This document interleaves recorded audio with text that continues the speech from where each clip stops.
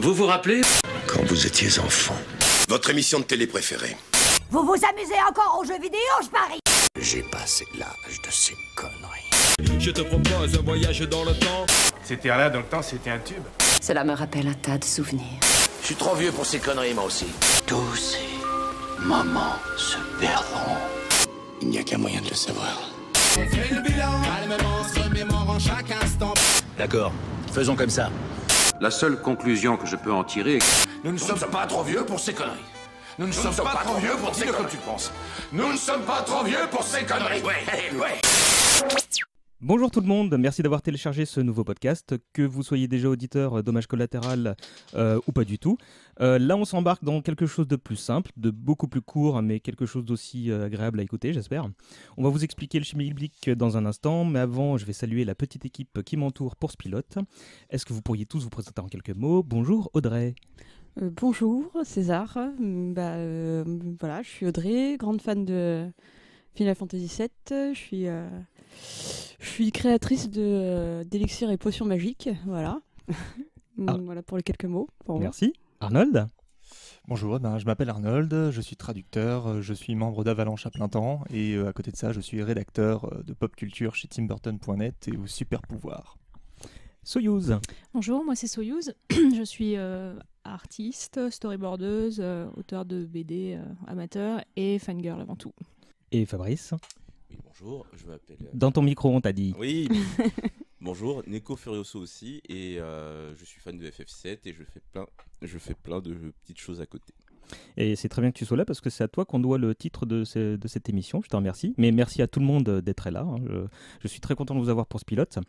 Merci aussi au petit public qu'on a et qui switchera avec les invités tout à l'heure. On va causer ensemble une bonne heure d'un sujet qui nous rassemble, un sujet qui fait directement écho à notre enfance ou notre adolescence. Ça peut être une émission qu'on regardait à la télé, un jeu qui n'était pas forcément vidéo, un CD qu'on a acheté chez un disquaire ou encore un film qu'on est allé voir en famille. Alors oui, du coup, on va jouer la carte de la nostalgie et plus particulièrement celle des années 70, 80, 90. Je sais que le rétro est à la mode, mais le but n'est pas tant d'exploiter les doudous de nos jeunes années que de se réunir pour avoir une conversation un peu libre et posée, comme on le ferait autour d'une bière ou d'un thé. Je précise aussi qu'on ne se connaît pas tous ou pas tous très bien, et ça devrait enrichir la conversation. Il n'y a pas réellement de conducteur, à part quelques notes et le speech que je vous fais là maintenant, et qui est bientôt terminé, je vous rassure. Rien n'est écrit, donc on va voir où cette discussion nous mène. Et donc pour inaugurer ce nouveau podcast, on va parler de Final Fantasy VII.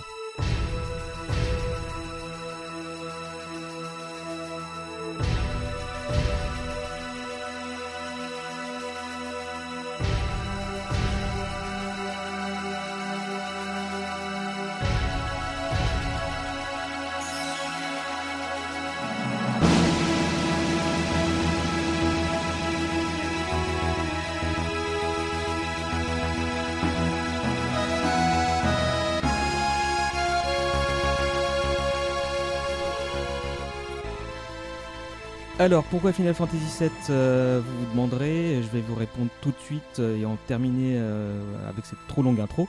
En fait, tout le concept de cette émission, elle est partie d'une photo que j'avais postée sur Facebook l'été dernier qui représentait tout un tas de jeux PlayStation que j'avais retrouvés chez mes parents. D'ailleurs, un certain nombre de personnes ont commenté cette photo. Et il y avait un peu de tout, mais la plupart des réactions visaient Final Fantasy VII. C'est pas tant leur nombre qui m'a surpris, mais la diversité des personnes qui commentaient la photo. Il y avait des filles et garçons de tout âge, de toute provenance. Et comme je venais de lancer Hommage Collatéral à côté, je me disais que ça pouvait être sympa d'avoir une partie de ces gens au micro pour parler de leur passion. Et nous voilà aujourd'hui réunis. Donc j'ai fait le tour et avant que je lance le chrono, qui veut se lancer dans une très brève présentation du jeu? Pas besoin de faire la fiche Wikipédia parce que les gens qui nous écouteront, le connaîtront aussi bien que nous. Mais on va juste penser aux personnes qui ne connaîtraient pas du tout Final Fantasy VII. Qui s'y colle? Comment le présenter très rapidement? C'est un jeu qui est un peu, qui je pense a surpris plusieurs générations en fait. Qui quand il est arrivé, les personnes qui jouaient à Final Fantasy ou pas à l'époque se sont lancées sur ce jeu-là et a permis de continuer une saga en fait derrière. Et c'est l'histoire d'altermondialistes qui se battent contre une grosse corporation. En fait, c'est un peu L214, c'est ça? qui va se trouver aussi au passage sa destinée, parce que c'est une des grosses thématiques de Final Fantasy.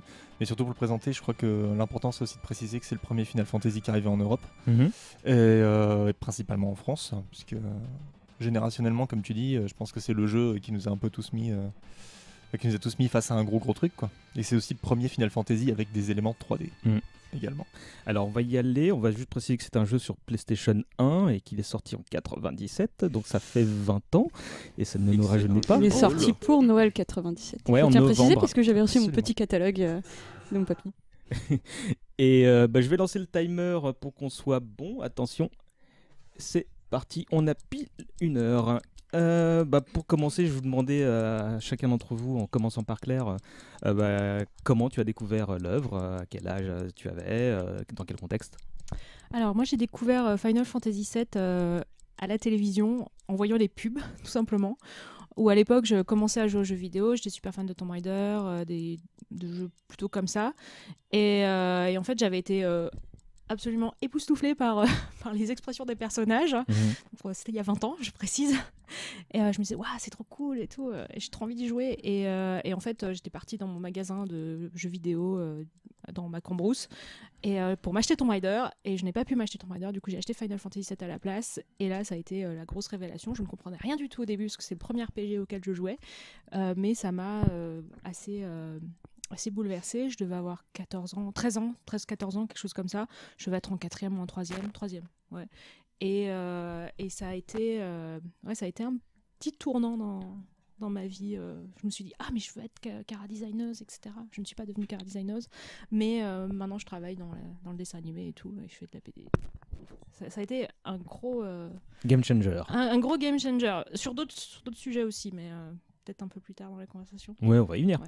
Arnold. Alors moi c'est toute une histoire, je pense, comme chacun d'entre vous. Moi j'ai découvert les premières images de Final Fantasy, non pas par une pub, d'ailleurs je fais une aparté parce que je me rappelle moi aussi des pubs françaises. Il y avait la voix de Richard Darbois qui disait une histoire d'amour impossible et de haine. C'était génial, la plus grande aventure bientôt chez vous. Et moi, c'était très rare qu'il y ait une pub pour un jeu vidéo. Ouais, encore, elle est assez formidable cette pub. Ouais.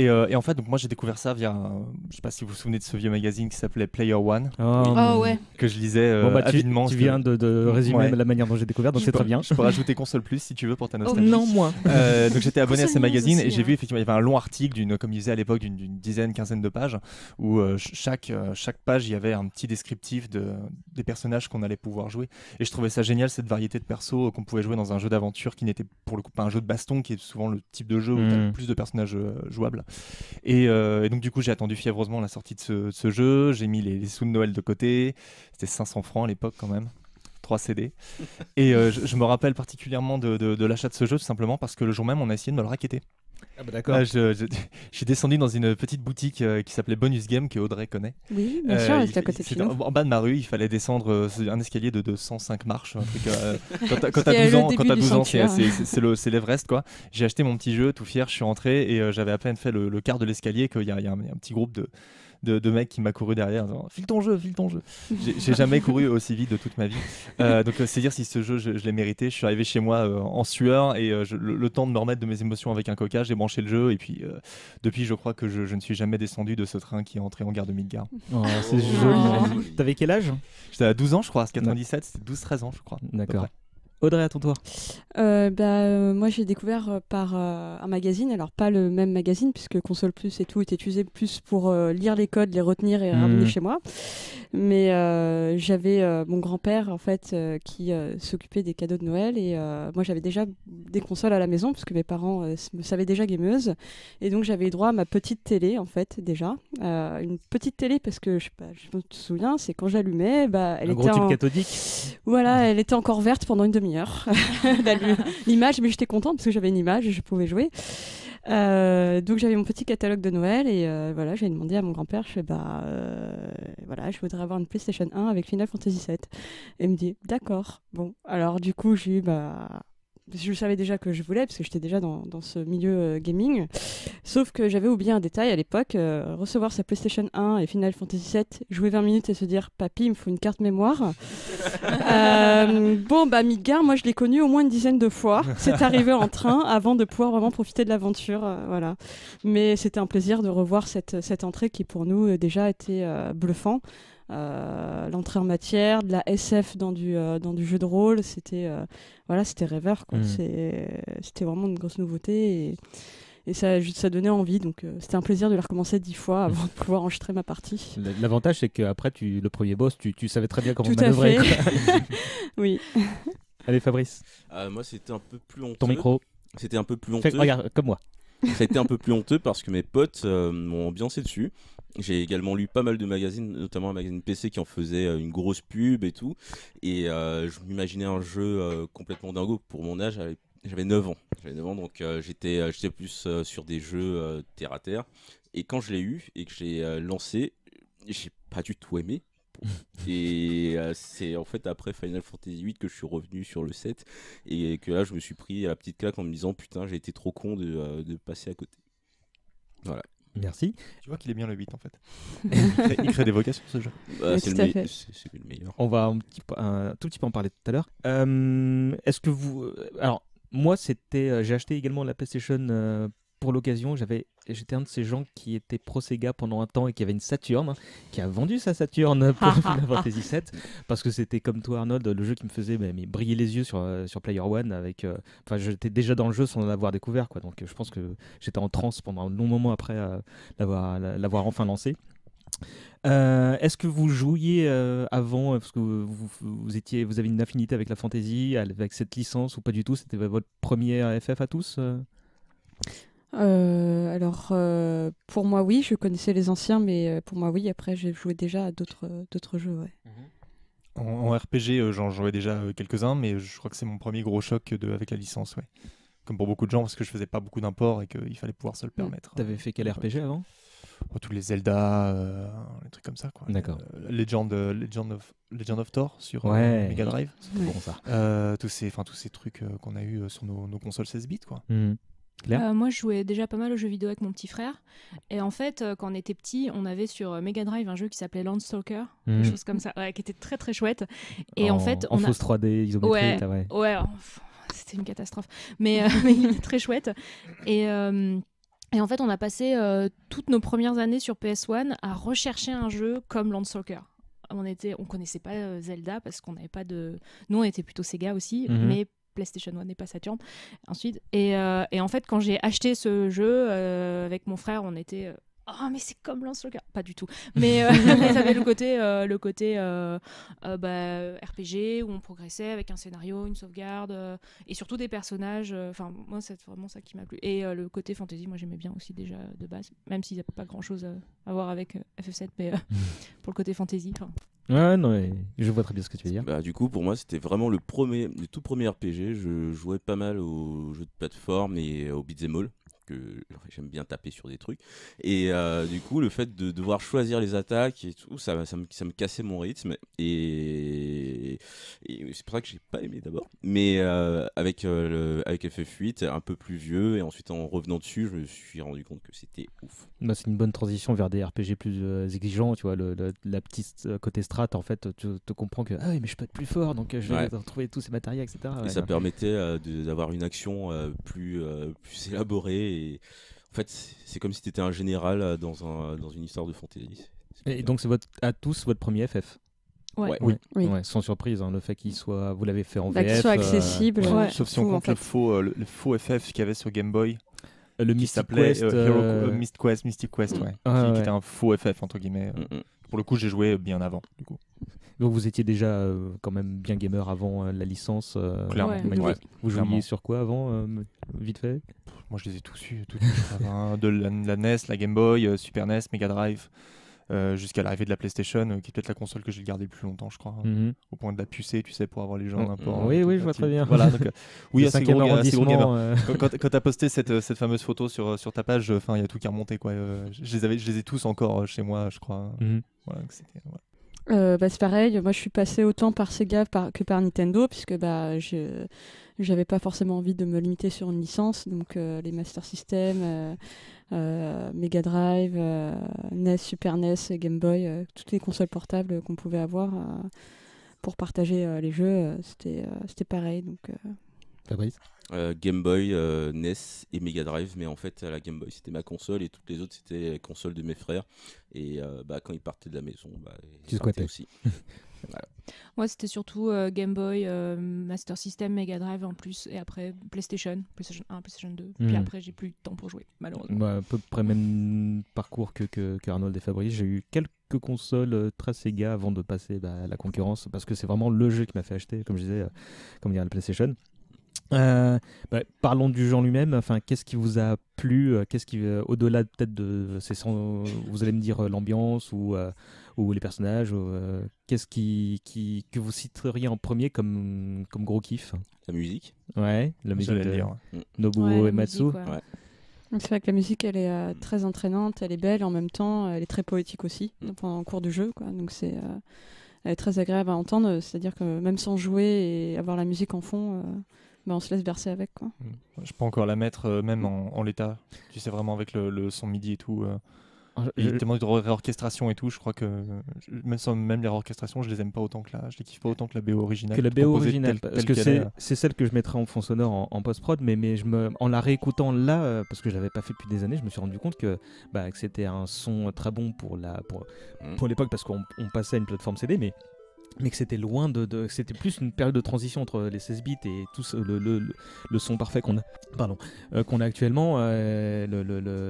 C'est presque expérimental encore, et pourtant ça s'entend très bien, et on a peut-être l'habitude on a peut-être le souvenir d'un truc encore plus beau, parce que moi je me souviens plus récemment de tout ce qui est Advent Children, etc., des réorchestrations, des Piano Collection, mais tout ça a une base commune, c'est évidemment cette bande son, quoi. Quoi d'autre? Le jeu, les personnages? Moi je dirais de toute façon déjà le jeu, le système de jeu qui s'est encore développé. Il y avait déjà FF6 qui avait développé un peu cette Time Battle, et donc le 7 qui l'avait vraiment encore mieux développé, évolué, voilà, et qui était vraiment un tout nouveau système. Et donc déjà le système de jeu qui était quand même prenant, avec le développement, les matérias, tout ce qu'on pouvait faire, la liberté de développer le personnage comme on avait envie, et puis les personnages auxquels ils sont tous attachants, ils ont tous même en étant en second rôle, c'est des histoires qu'on a envie de connaître pour chacun, quoi. Les matérias, c'est encore aujourd'hui considéré comme le meilleur système d'un RPG. Quelqu'un les avait toutes faites? Oui, bien sûr, plusieurs fois. Combien d'heures de jeu en moyenne du coup? Parce que là, moi je sais que 100 bonnes heures de jeu. Moi j'ai dû faire 130. Plus, mais voilà, beaucoup plus, parce que pour ceux qui finissent vraiment le jeu à fond, battre toutes les armures et autres, le temps passé, à regarder les 13... toutes les vidéos. C'est ça qui était génial aussi, c'est le coup du 3ème CD où en fait t'es libre de faire ce que tu veux. Où t'es là, t'as le temps de faire, il est jamais trop tard, ça, même les personnages cachés, tu peux aller les récupérer à ce moment-là. Vincent et Yuffie, tu peux aller les récupérer à ce moment-là. D'ailleurs, je sais plus où j'ai lu ça, mais c'est vrai, Vincent et Yuffie, qui sont des personnages que tu n'es pas obligé d'avoir pour jouer le jeu, en définitive sont les derniers personnages que tu peux avoir librement dans un RPG. Plus jamais on a refait ça, en fait. Plus jamais ça a été refait depuis, d'avoir le droit d'avoir ton personnage caché et d'aller le chercher quand tu veux et de l'intégrer à ton équipe, ne pas l'intégrer, le développer ou pas. Depuis, maintenant, tu veux un personnage additionnel dans un RPG, t'es obligé de lâcher 20 € dans un DLC. Depuis, même dans un FF, ça n'a jamais été refait, quoi. Soyuz, tu voulais dire un truc? Oui, non, mais en fait, au niveau du jeu, je me souviens d'un été où j'ai passé l'été entier à level up sur FF7. Entre le moment justement où on arrive sur le 3ème CD et le moment où on va battre Sephiroth à la fin. J'ai passé tout l'été à level up, à faire les matériels, les chocobos, etc. Moi je me rappelle avoir fait semblant d'être malade pour pouvoir y jouer. Je te jure, j'avais acheté le jeu et 3 jours après il fallait retourner à l'école. Et j'ai dit à ma mère, maman, je me sens pas très bien là quand même. Maman, si tu écoutes ça. J'avais dit, ouais, je me sens pas très bien. Ah bon, écoute, reste à l'heure. Et je peux jouer, maman? Je peux faire ce que tu veux. Et j'ai fait 3-4 jours de jeu à faire mes persos et tout. Donc pour aller affronter Sephiroth ou les armes ultimes non, c'était au début du jeu, donc j'avais à peine foutu les pieds en dehors de Midgar, quoi. J'étais en chemin pour Calme. Moi j'ai Oh là, refait. oui. Moi j'ai refait une partie quand j'ai compris que la surcouche avec les boss optionnels, là, les armes, j'étais quasiment à la fin. J'ai tout recommencé pour pouvoir me grinder mes persos de bout en bout, aller dans le sous-marin pour prendre des élixirs de force, de potions, tout ce qui était possible pour hacker les personnages pour ensuite aller affronter les trucs. Vous les avez tous faites? Ouais, Pour toutes les armes. Moi j'ai eu la flemme. J'ai tout fait Malgré plusieurs tout mon fois. farm. J'ai fini le jeu 6 ou 7 fois, je crois, en total. Ouais, c'était difficile pour l'armure sous-marine, mais après il y avait dans le désert ça a été long. Mais... L'armure émeraude, ouais. qui est pas la plus relou. Moi, je trouve que c'est l'armure rubis la plus chiante. C'est la plus répétitive. C'est la plus répétitive, mais elle fait super mal. Elle fait super mal. Il y avait une technique, je sais plus si j'avais chopé ça dans un Tips Magazine ou un truc, où il fallait que 2 de tes personnages soient morts. Et tu utilisais l'invocation, ce qui fait que comme 2 personnages sont morts, il sortait ses tentacules, ce qui fait qu'il était du coup sensible aux attaques physiques, sans me souvenir, et tu utilisais l'invocation Phoenix pour les ramener, et là c'est bon, tu pouvais commencer ton cycle d'attaque du chevalier de la table ronde, avec Mime et tout ça. Attendre qu'il te frappe pour pouvoir prendre le slash, etc. Qui était sûr. En plus il fallait le chocobo doré pour pouvoir daigner aller dans le désert pour le récupérer. Moi plus que les skills et justement les caractéristiques des personnages, c'était leur background qui me bottait. Ouais. Et je me suis perdu un Clairement. nombre incalculable d'heures autour de la quête de Vincent. Ah ouais, parce qu'il on va pas trop spoiler, peut-être qu'il y a des gens qui n'ont pas joué, mais il a une backstory assez folle, et moi c'était ça en fait, c'est ce qui m'a vraiment pris, c'est les interactions. Il est un personnage à part, clairement, complètement. Dans son style, dans sa manière d'interagir avec les autres joueurs. Et même dans ses limites, etc. Enfin, ils avaient tous des limites différentes, mais lui c'était assez particulier quand même. Les limites, c'est les super pouvoirs. Dans la compilation de Final Fantasy VII, tu découvres encore plein de trucs sur lui, notamment le fait que sa dernière limit break KO est pas du tout anecdotique, quoi. Oui, c'est vrai, oui. C'est quelque chose d'assez très lié à la planète en fait, Gaïa, normalement, qui n'a jamais nommé comme tel, mais la planète normalement c'est Gaïa. Et d'ailleurs ça m'a rendu dingue le jeu Dirge of Cerberus. On va en reparler tout à l'heure. Ah, j'ai pas joué à celui-là. J'ai tellement attendu que bon. Atroce, il est immaniable. Ah ouais. Ah, quelle tristesse. Vincent. On va en parler tout à l'heure. Du coup, votre perso préféré, du coup, c'est Vincent ou c'est Ouais, Vincent. Moi c'est Vincent avec moi je reste sur Tifa. Moi je l'aimais bien, Tifa aussi. Cloud, enfin les protagonistes. Aerys quand même, on a le cœur pour elle. On aime le méchant malgré tout, on a l'empathie pour lui. Enfin tous, ils ont. Moi si je dois choisir, je choisirais Tifa, mais c'est dur de choisir quand même. Arnold. La question piège, elle est horrible cette. Vincent pour la classe, mais je dirais pour les. Ça va être un peu cliché, mais pour les tourments et tout ça, j'aime beaucoup Cloud quand même. C'est un des premiers personnages. Clad. Au début, dans la VF, la VF est atroce de ce jeu, il faut le savoir, elle a été traduite vraiment avec le cul. Et que le personnage, en fait, s'appelait en VF, a été traduit Clad. Au lieu de Cloud. Donc. Et j'aime beaucoup Cloud parce que c'est un personnage complètement pété, quoi. Il apparaît comme. Au début, un mec qui pense qu'à la thune, et au final, il devient un peu héroïque. Et une arme fatale, alors qu'en fait, il n'était pas ça à la base. Pas du tout, c'est pas du tout ça, jusqu'au final, ça reste un peu un loser quelque part. Je crois que j'aime beaucoup ce personnage pour ça, et on le construit plutôt très très bien. Donc, ouais, j'aime quand même beaucoup Cloud. Surtout si tu es un jeune joueur et que tu t'habitues à des clichés ou à des personnages bien caractérisés qui n'ont pas beaucoup de profondeur, mais que tu apprécies quand même. Tu vois. Là, voir qu'un personnage en fait est plus profond que ça, qu'il était un loser, comme tu l'as dit. C'est un personnage assez adulte en fait. Moi je me souviens que ça m'avait beaucoup marqué de voir quelqu'un d'aussi complexe en fait dans un truc que je consommais en culture, quoi. Ouais. Quand j'étais jeune, découvrir que mais en fait le héros il n'est pas obligé d'être super héroïque. Il peut avoir plein de failles, etc. Ça m'avait retourné le cerveau étant plus jeune. Enfin avec le recul aussi. Mais d'ailleurs, il a presque servi d'archétype au héros un peu. C'est aussi le jeu qui marque les premiers pas de Tetsuya Nomura dans Character Design, qui est génial d'ailleurs. Enfin, j'adore Nomura. Cuir, ceinture, mèche, voilà. Regard ténébreux. Et c'est le premier archétype de héros un peu sombre comme ça, qui après a été repris et boosté avec Squall dans le 8, quoi. Après ils se sont peut-être rendus compte un peu de leur limite, et ils sont revenus à Jitan, qui est un personnage un peu plus enjoué, mais c'est un plein des personnages troublés comme ça, avec la mèche dans les yeux, et on le voit encore, quoi. Audrey, mais après c'est vrai que pour revenir sur, on avait quand même des héros adultes en fait, donc peut-être plus intéressant en termes caractère, alors qu'aujourd'hui ça se développe plus sur une génération beaucoup plus jeune, plus adolescent, quoi. Et qui sont tous un archétype quelque part. Ces 9 personnages, c'est des archétypes, mais ils sont tous tellement attachants, bien définis entre Barrett et. Ouais, petite mention pour un personnage que j'adore, j'adore Sid. J'adore Sid. C'est marrant parce que dès qu'on cite un personnage, ah ouais, lui aussi il est bien. Et moi ça me tue, tu vois, parce que autant, tu vois, je pense qu'on est tous un peu des fans et comme on voit sur la petite table, on a des petites collections de figurines, tout ça, et je l'attends encore ma figurine de Sid, quoi. C'est fou parce que Vincent, c'est un personnage caché, il y a 15 figurines à lui qu'il représente. Sur toutes les étagères des Japan Expos que tu veux, Sid a toujours pas eu sa figurine. Non, mais on a ses vaisseaux. Il y a jamais de FF15. Oui, mais pas Sid Iwin, quoi. Personne ne cite Kate Sid, bizarrement, comme personnage préféré. J'aime beaucoup Kate Sid. Et pourtant. Intéressant, mais. Très intéressant. Le design, il est pourri. Non, j'aime bien, il est un peu kawaii. Non, il est. Ouais, voilà, il est. En fait, il y a un truc vraiment. Il y a un truc sur ce personnage, c'est qu'il y a quelqu'un derrière. Enfin, c'est pas un personnage. Mais c'est le truc qui est intéressant avec ce personnage. Il vient tardivement aussi dans le jeu par rapport à d'autres, donc le temps qu'on s'attache aux autres, c'est vrai que. Et il y a toujours dans les FF un personnage un peu bizarre qui sort un peu du lot, et celui-là, ça se comprend parce qu'en fait, on apprend. Comme tu as dit, il était contrôlé par un ancien ennemi en plus. Comment les Turks. C'est pas un Turks. Riff, c'est pas un Turc. Il bossait pour Shinra, quoi. Il bosse pour la Shinra, mais au département de la recherche, pas de la recherche. Recherche et développement. Recherche, développement c'est et un gros personnage bizarre. Qu'est-ce que tu fais sur ton temps libre? Et Red 13 aussi, on n'en parle pas, mais Red 13. Red 13, ouais. Nanaki. Red 13. Ah oui, Red 13. Moi je l'aimais bien lui. C'était, c'est tout son passé, la musique qu'on apprend quand son père et tout à chaque fois. J'adore cette phase dans les grottes. Tellement belle.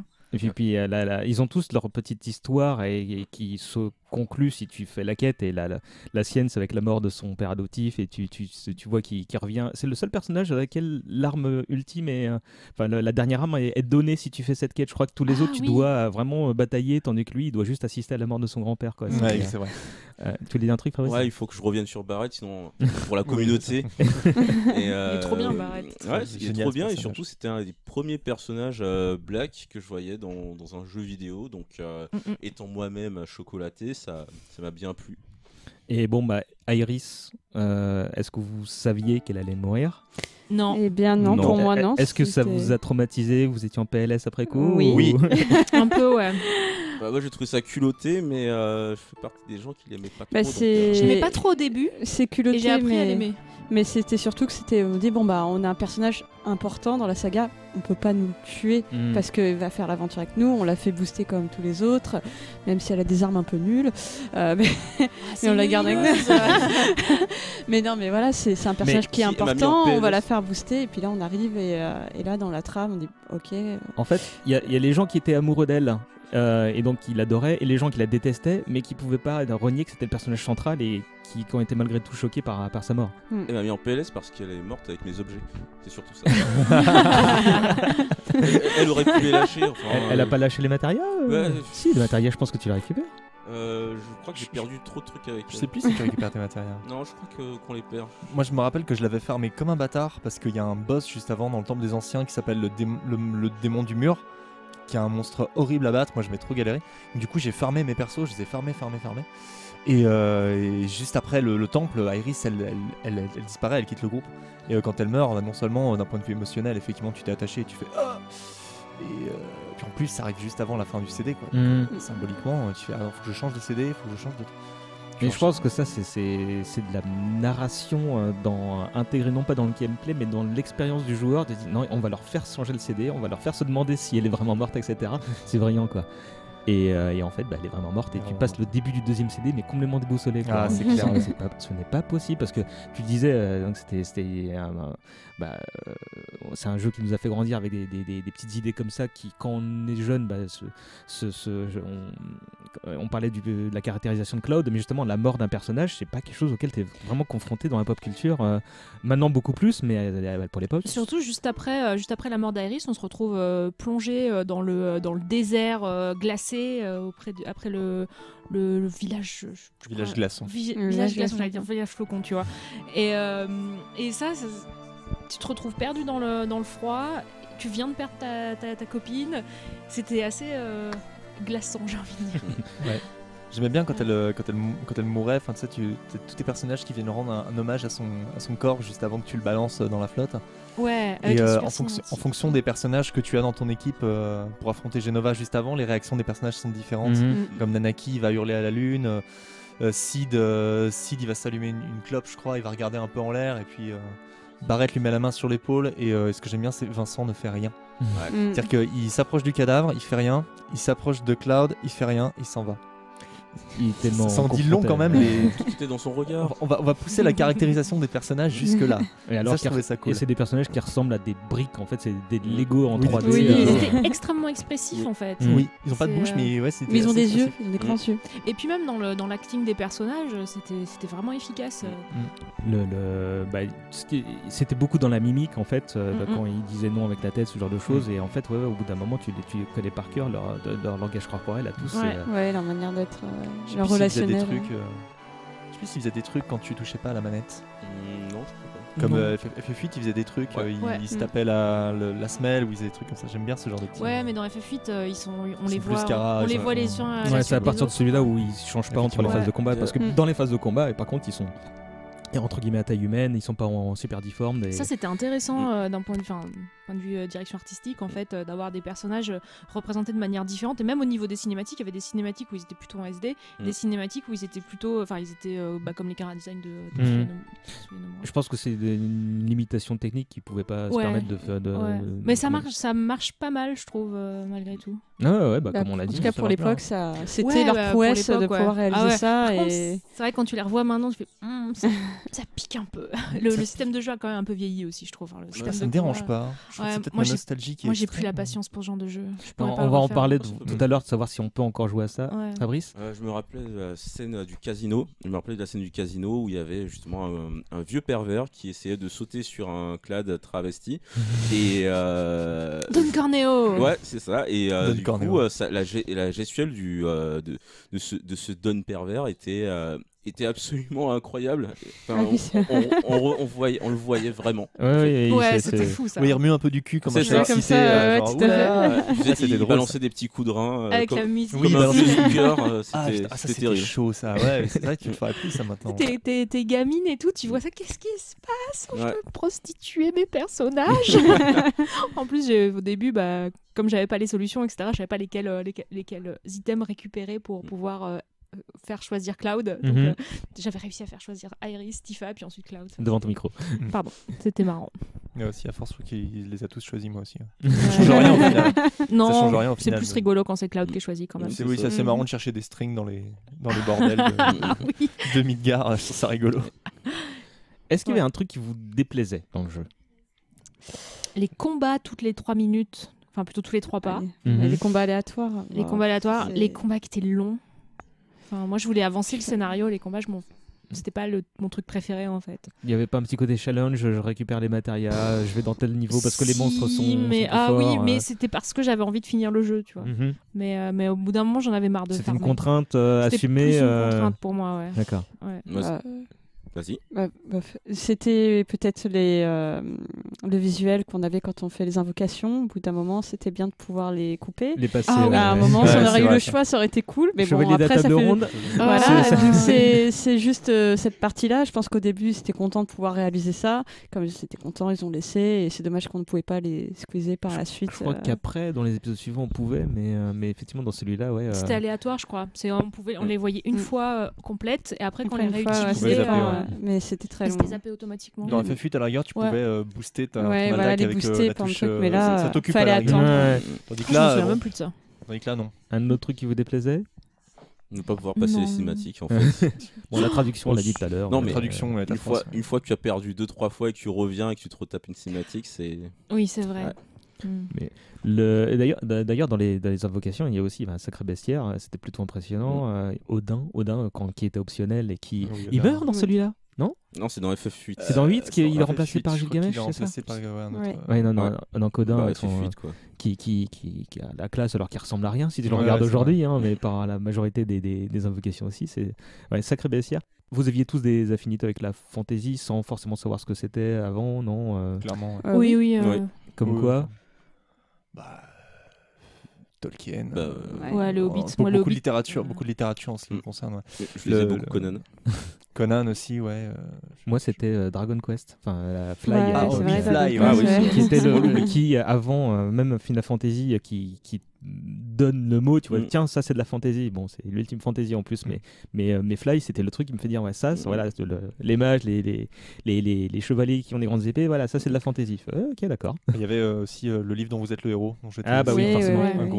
Un gros joueur. Donc quand on voit débarquer un jeu vidéo qui est cool et qui en plus qui est dans cette atmosphère-là et qui rajoute de la SF, forcément, on devient fou, quoi. Est-ce que vous avez joué à des anciens, alors des numéros, est-ce que vous avez joué aux épisodes suivants ou même aux épisodes précédents Final Fantasy VII? Ouais. Oui, bien sûr. Par contre, le 7, c'est le seul que j'ai fini. En fait, je sais, ouais. En fait, j'ai joué au 5, 6, 9, 8, 9, 10... 12, mais à chaque fois je m'arrêtais avant le boss final parce que c'était le moment où il fallait farmer et où là j'avais plus le temps. Et donc t'allais sur YouTube pour voir ah bah non tu pouvais pas, ça n'existait pas. Et souvent c'était pendant l'été et c'était souvent la rentrée des classes ou des trucs comme ça et donc du coup j'avais pas le temps et donc je voyais la fin soit quand mon frère jouait, soit pas du tout, soit YouTube des années après. Fabrice? Moi je les ai tous faits à part les 3 premiers, le 13 et le 11. En fait, le 11 parce que c'était un MMO et que j'aime pas ça. Et le 13 parce que je l'ai trouvé excessivement chiant. Et les 3 premiers parce qu'ils étaient trop datés. Voilà. Moi, j'ai tout joué. J'ai pas tous fini parce que par manque de temps, mais j'ai bien joué. J'ai fait même le MMO aussi parce que j'ai travaillé en salle réseau pendant un long moment, donc j'ai fait beaucoup de MMO. J'ai fait le 11, mais pas le dernier. Le 14, ouais. Et puis j'ai même fait le dernier FF, là, le 15, que j'ai pas trop aimé, mais je l'ai fini jusqu'au bout. Voilà, mais après, oui, effectivement, moi je resterai sur le 7, 8, 9, 10. Après, ça restera vraiment les sagas que j'ai aimés, les autres moins. Arnold? Moi je les ai tous faits, à l'exception comme Fabrice, j'aime pas le MMO donc j'ai pas fait le 11 et j'ai pas fait le 14. J'ai fait le 13 que pour le coup je vais être un hérétique mais je l'ai adoré. Je m'excuse. Par contre 13-2 j'ai joué 2 heures et ça m'a vite saoulé parce que 2 personnages jouables c'est un véritable scandale. Et voilà, et j'ai commencé le 15 mais sans plus. D'accord. Oui je l'ai tous fait mais ouais je reste mes préférés du 6 au 10. Voilà. Et d'autres RPG peut-être est-ce que ça a été une passerelle pour d'autres jeux de rôle? Totalement. Un petit peu, ouais. Comme Suikoden. Ah oui. Suikoden 2. J'ai tellement saigné, oui le 2. Le 2 surtout, ouais. J'en ai fait quand j'étais jeune des RPG, mais je me souviens plus du tout parce que c'est vraiment les FF qui m'ont marqué. Et après, ça m'a orienté vers les Dragon Age plus tard.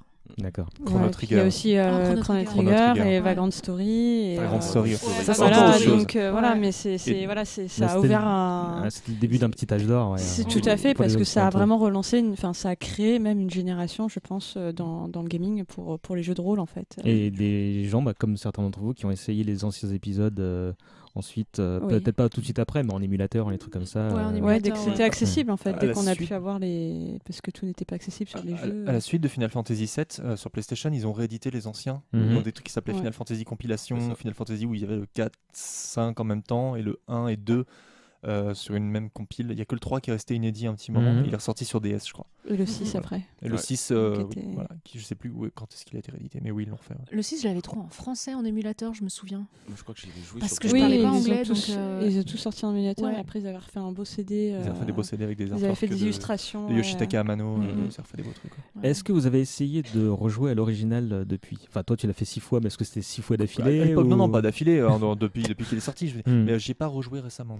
Mais quand on en parle, là, ça donne envie. Bah oui, c'est ça donne envie. Moi, j'y ai rejoué, mais en émulateur, parce que j'ai remis sur la PS3, on pouvait remettre des jeux. Enfin, déjà, on pouvait les racheter, parce qu'ils les remettaient sur le store. Et en plus de ça... voilà, tout le monde avait la main, non? Non, toi, et puis surtout, sur la PSP, moi, à l'époque, j'avais mis plein d'émulateurs, et effectivement, j'avais remis FF7 en émulateur. J'avais fait pareil. Je compte y rejouer pour battre les armes parce que j'aime pas rester sur des échecs. C'était il y a 20 ans, Fabrice. Ouais, mais non, c'est comme ça. Faut savoir aller de l'avant. J'ai rejoué il y a quelques années, enfin quelques années quand même. C'était, je crois, en 2010, quelque chose comme ça, un petit peu avant. Et je suis pas allée très très loin, mais genre, ça m'avait fait plaisir d'y rejouer. Et surtout, maintenant que j'arrivais à comprendre vraiment le système de jeu, parce qu'avant je faisais un petit peu n'importe quoi. Je sais pas comment j'arrivais à battre Sephiroth à la fin. Et puis la manière dont je jouais. T'as appuyé sur X. Ouais, c'était un petit peu ça. Ouais, je comprenais pas les subtilités des matérias. Enfin, je tapais la défense, je connaissais pas et je faisais que taper. Après, il y avait la différence, c'est qu'à l'époque, on n'avait pas accès forcément à des solutions. On faisait tout par réflexion. Ou alors on disait à un pote par téléphone, parce que bon, à l'époque, on n'avait pas de portable. Arnold, comment t'as fait pour avoir ça et tout? Je suis bloquée. C'était voilà. Donc aujourd'hui, on a Internet, on a des solutions. Il y a les guides aussi. Que maintenant, quand le jeu sort, généralement, on achète son petit guide parce que ça coûte très cher. Quelques années. Il y avait des solutions. Il y avait des solutions. Ouais, mais c'était pas comme. Enfin, moi, je me rappelle qu'à l'époque, on avait un numéro de téléphone pour avoir des solutions dans les magazines. Pas tout le monde en même temps. Arnold, vas-y. Il y avait des solutions. Il y avait des solutions, oui, en kiosque, ça se vendait, genre Tips Magazine. Enfin, ça avait un nom à la con comme ça. Ils faisaient des numéros spéciaux. Et avec un numéro spécial, toute la solution intégrale de Final Fantasy VII. Les parents. Après déjà avoir raqué 500 francs, donc voilà, il fallait lâcher 32 francs de plus. 32 francs, Nous, on faisait du trafic de guides avec mes camarades de classe. Il y avait toujours 2-3 gamers et tout, on se les prêtait. Et j'avais eu un super guide officiel avec plein de solus qui n'était pas dans le console plus en plus. Waouh. Moi, je rends hommage à un pote, Vincent d'ailleurs. Qui m'avait fait une soluce sur papier avec non mais vraiment il m'avait noté tous ces petits tips pour avoir les meilleurs stuff et tout, et dédicace à toi Vincent. Écoute, si tu nous écoutes Vincent, est-ce que donc au-delà de la alors je viens de me rappeler une question intermédiaire. Est-ce que vous disiez tout à l'heure que vous avez envie d'y jouer là? Est-ce que vous comptez vous faire une partie là, ou parce que est-ce que vous pensez que c'est jouable encore 20 ans plus tard, avec les standards du jeu qui sont... Moi, physiquement, je peux pas, parce que j'ai pas le temps et j'ai pas le jeu.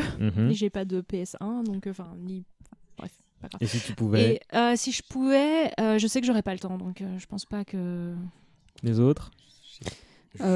Fabrice, il va détruire les armes ultimes, donc un jour. Je viens de me faire livrer à Persona 5, donc ça va être un peu compliqué. Audrey? Entre une partie de Battlefront et Destiny, oui. Mais j'ai toujours des vieux jeux, donc prêts à être utilisés. Mais est-ce que vous pensez que c'est jouable? Moi, oui, moi je serais capable de jouer avec une nostalgie un jeu comme ça. Moi, ça me dérange pas. J'ai encore des vieux jeux de NES que je joue, donc... Je suis assez fan de rétro, donc moi ça me dérangerait absolument pas.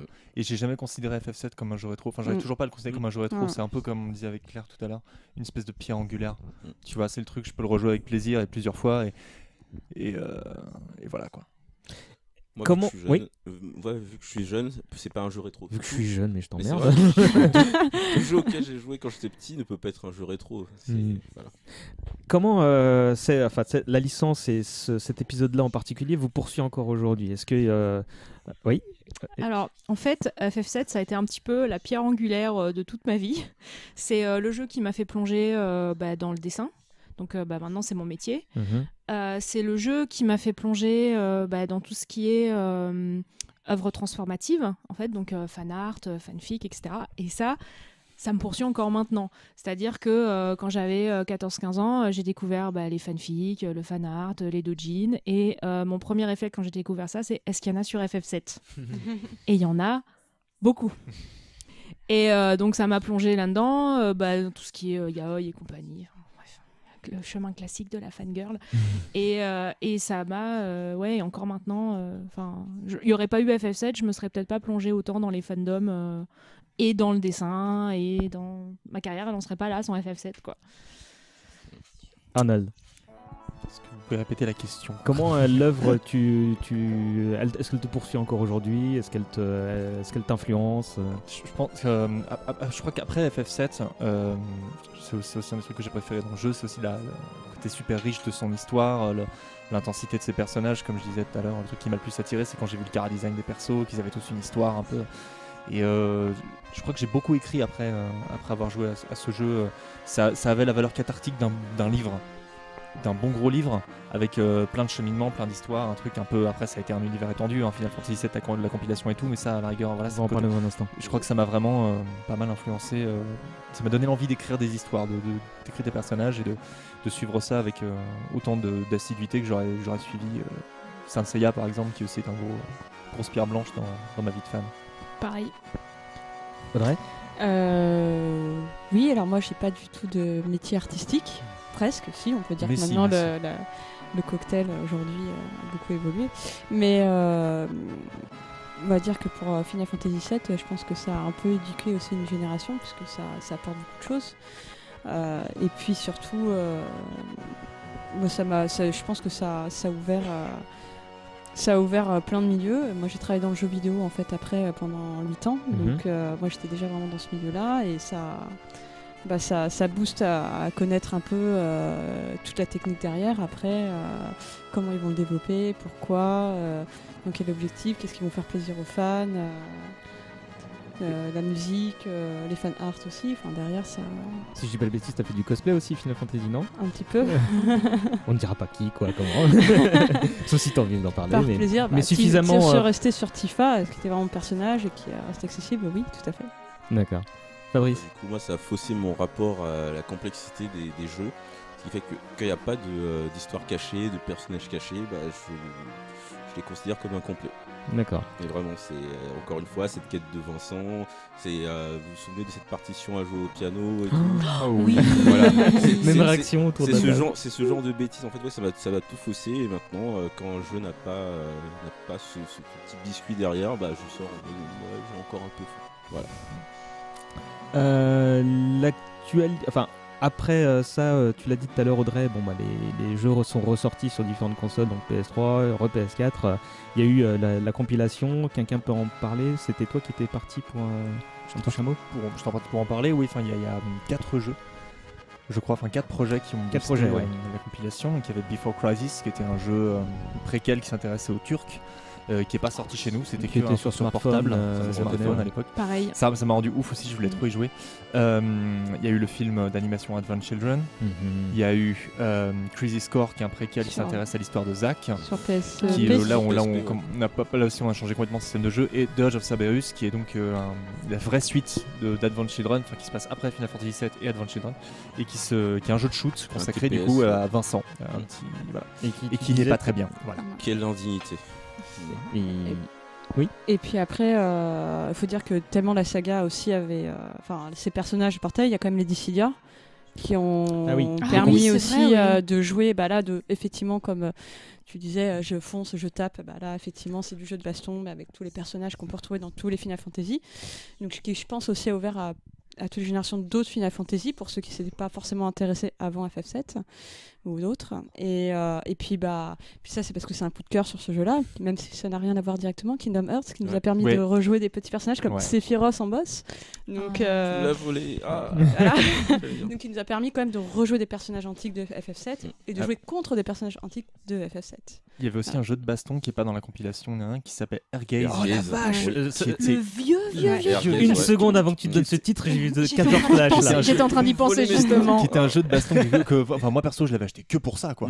Et il était plutôt médiocre. Ce jeu était pas très mauvais. Mais jouer Cloud ou il y avait Tifa et Sephiroth je crois. C'était du fan du jeu. Mais c'était rigolo. Enfin aujourd'hui je leur jouerais, je trouverais ça rigolo, mais non c'était pas du fan made, mais c'est un peu le site. Tous ceux qui l'ont acheté aujourd'hui. C'était on l'avait acheté que pour ça. On n'était pas là pour la critique du jeu, on était là parce qu'on a retrouvé les personnages. Airgaze. Mais Kingdom Hearts aussi. Et c'était un truc, une rencontre de Namco et... J'ai appris une petite anecdote qui va peut-être te faire marrer, César. Dans Kingdom Hearts, la voix de Tifa, comme dans Advent Children, est faite par une actrice qui s'appelle Rachel Lee Wood, qui a joué dans une comédie pour adolescents qui s'appelle Elle est trop bien, avec Freddie Prinze Jr. qui a été tournée dans exactement les mêmes décors que Sunnydale pour Buffy contre les vampires. Tiens donc, le film, il y a un caméo de Sarah Michelle Gellar dedans. Donc quelque part, on peut dire que Tifa et Buffy ont été au même endroit au même moment. Et ça donne des envies de baston amusante. Mais ils ont fait aussi un fan-made Dead or Alive versus Final Fantasy. Oui, Final Fantasy, Dead Fantasy, qui était vraiment un gros fan-made en artwork. Il y avait des petites scènes qui étaient bien, d'autres moins bien, mais qui avaient très très bien marché sur YouTube aussi. Qui s'est interrompu à cause de la mort du réalisateur, je crois. Je ne sais pas. Je ne savais pas. Ouais, il en restait un ou un truc comme ça pour conclure la bagarre. Mais du coup, c'était pareil, fan service qui faisait quand même bien plaisir de voir de Tifa mettre quelques claques encore. Et en termes de fan service, est-ce que Advent Children, le film d'animation, c'était quelque chose qui vous a comblé ou est-ce que c'était oui. Moi, je suis faible. Mitigé. Vas-y, d'abord Audrey. Moi, oui, en tout cas, quand j'étais voir au cinéma, c'était quelque chose que j'attendais parce qu'il y a eu quand même 2 Final Fantasy. Il y en avait un qui avait vraiment rien à voir avec le jeu. Je me rappelle qu'on était voir au cinéma à Paris 2. Créature de l'esprit. Voilà, les créatures de l'esprit. Donc avec la 3D et tout. Et là, on est un peu sorti. Qui n'avait de Final Fantasy que le nom, quoi. Oui, voilà, exactement. Donc tout le monde s'attendait sur Gaïa.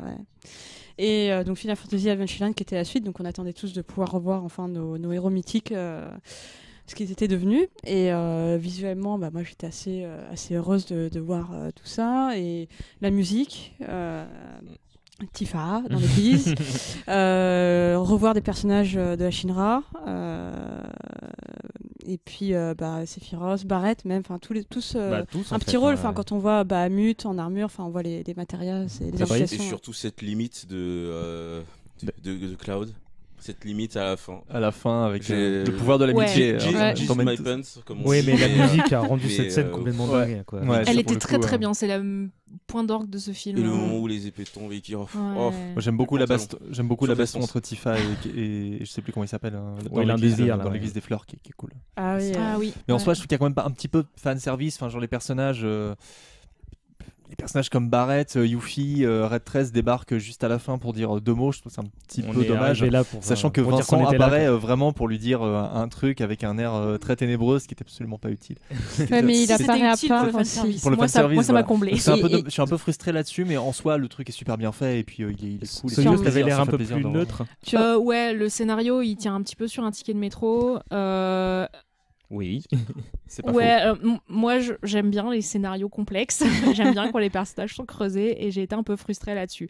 Les nouveaux personnages servent un peu à rien, mis à part être des beaux gosses, je ne vais pas m'en plaindre, mais après ça avait relancé pas mal de trucs en termes de fandom et compagnie, donc ça c'était toujours sympathique à prendre, mais ouais, c'était vraiment la nostalgie, le plaisir de revoir les personnages, ça faisait plaisir.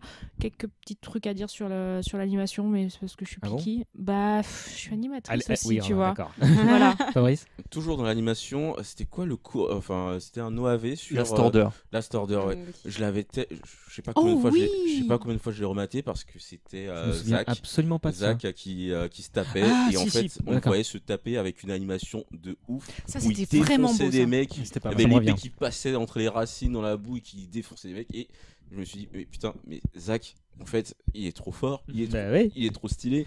Et je crois que personne l'a calculé et moi il est toujours quelque part sur un disque dur à la maison, je le ressors de temps en temps.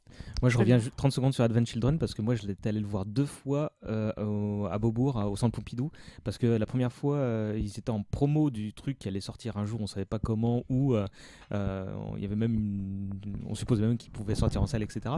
Et le centre Pompidou avait accueilli Uematsu.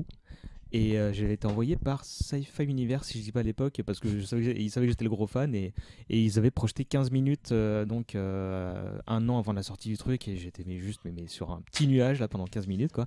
Et je suis allé le revoir parce quand le film s'est terminé, ils ont refait une soirée exprès et c'était pour l'époque le truc le plus dingos que j'avais pu voir en animation quoi. Mais apparemment, qu'est-ce qui en fait, je trouve que les Japonais ils sont très bons en 2D, mais en 3D, je trouve l'animation souvent un peu raide. Voilà, c'est tout. Mais Last Order, putain.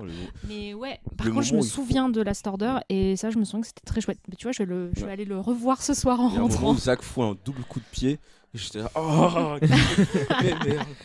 Il y a un dernier sujet que j'aimerais évoquer, et c'est bien, on est dans les temps, on va même pas être embêté par le gong. C'est l'annonce du remake qui a été fait prochainement.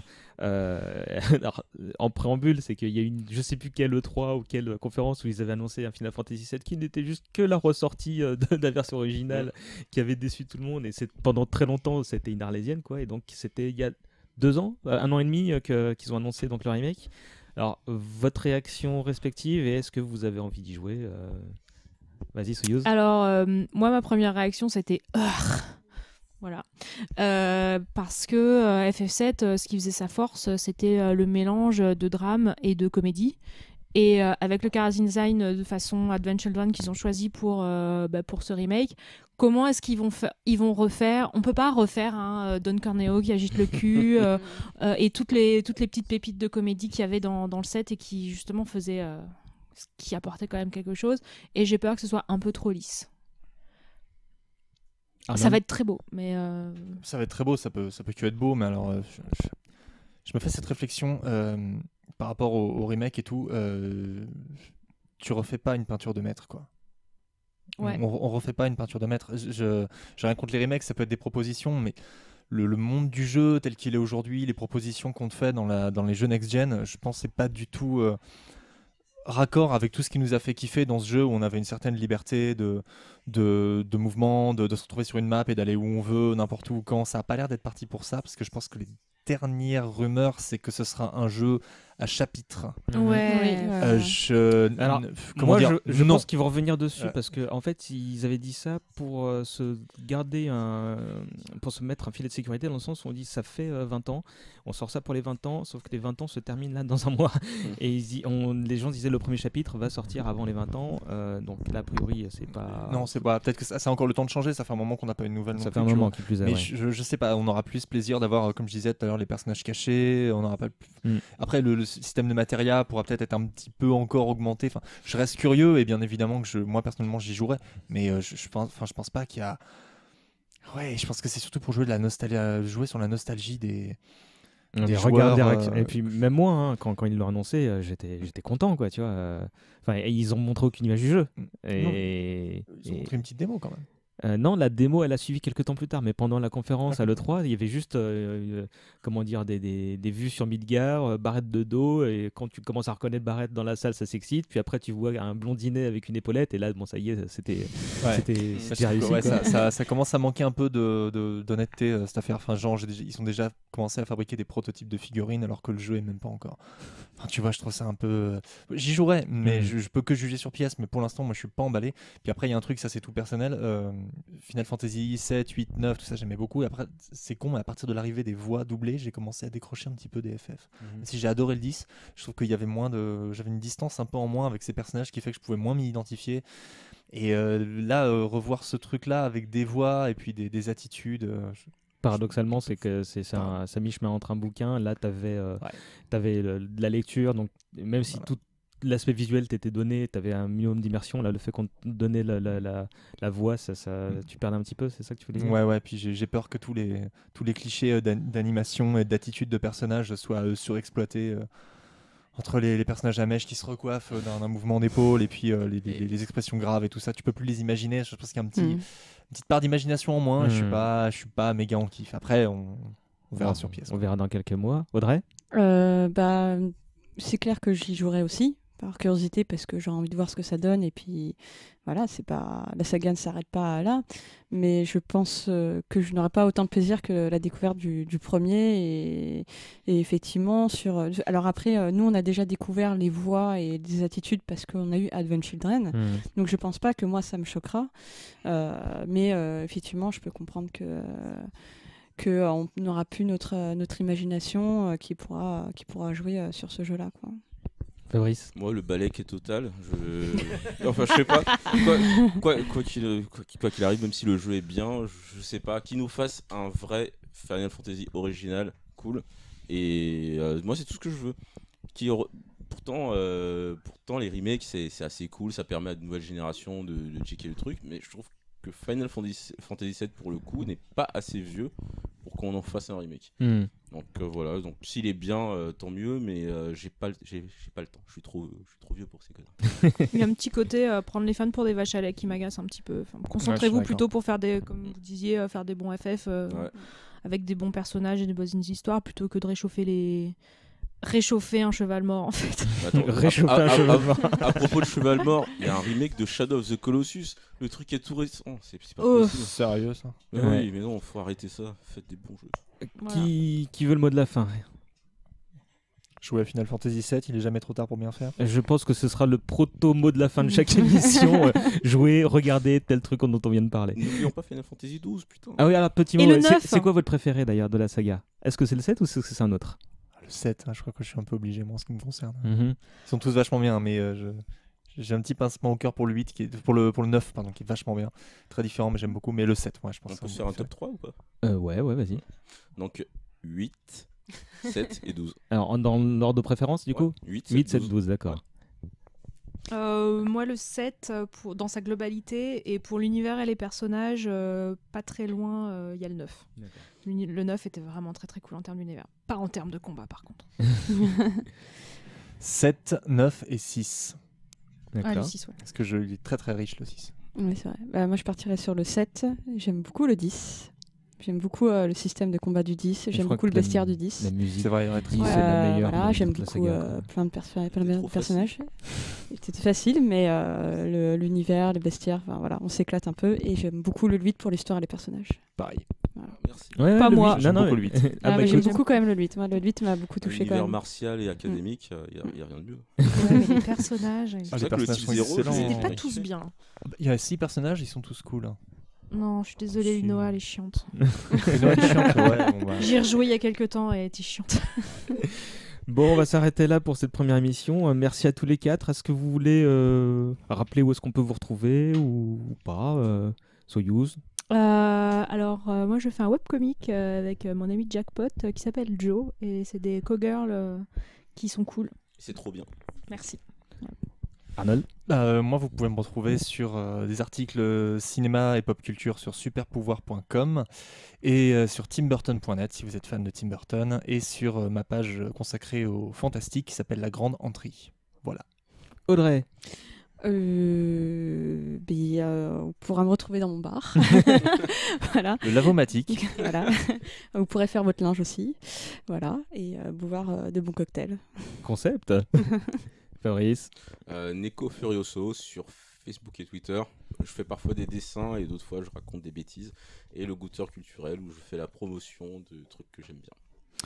Eh ben, c'est noté. On va se quitter en musique. Vous voulez écouter quoi? Un morceau de la bande-son du jeu qui vous... Ah non, j'avais qu'une La seule. musique C'est ce que des j'allais boss. dire. One Del. La musique du boss, sinon. D'accord. Allez, musique de boss, ça me parvient. Ouais, je vais faire un toi mix qui entre vas les deux. Nous, on va se revoir dans 15 jours pour un deuxième épisode dédié à Senseiya.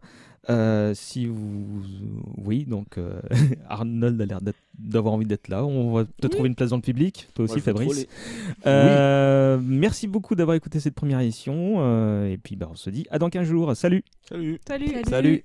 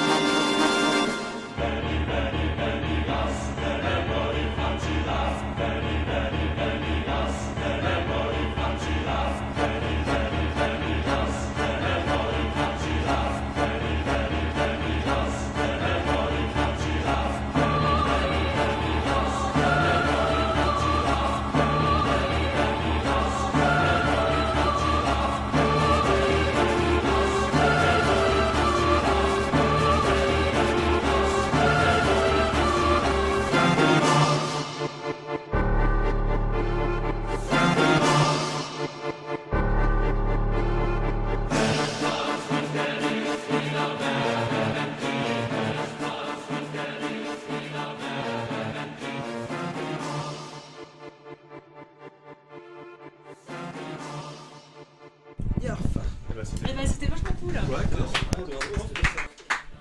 Je pense qu'on a un concept. Je pense qu'il y a quelque chose à faire. Je pense que je vais sauvegarder le fichier. Oh mon Dieu, ma bière!